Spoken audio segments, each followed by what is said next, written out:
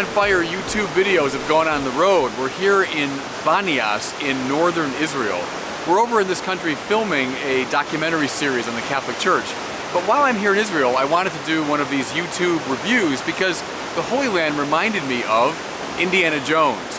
Two of the movies about the Ark of the Covenant and the Holy Grail have a lot to do with this part of the world. And I saw the new Indiana Jones movie just, about a month ago when it came out.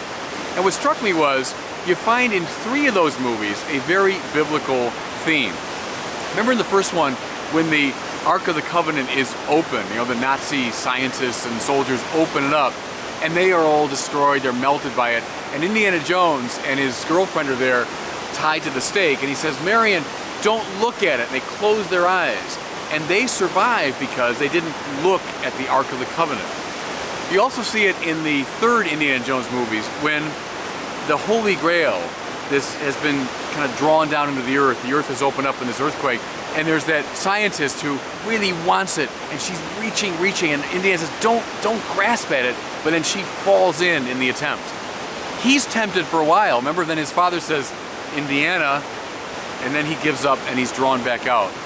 In the final movie, in this movie from this past summer, you see something very similar.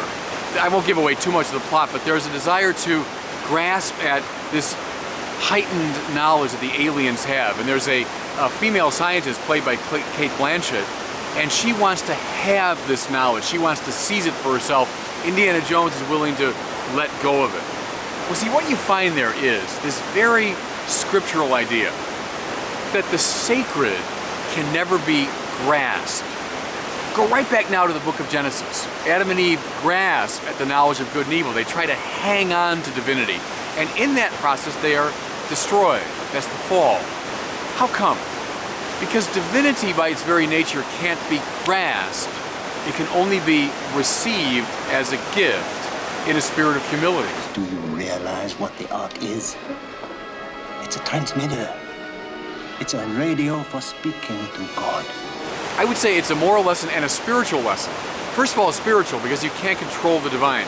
And see, when you try to do that, then you've got moral problems, because that will conduce toward an attempt to control others.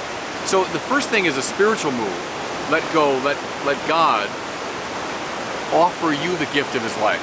But when you start seizing at divinity, before you know it, you'll start seizing at other people and trying to control other people.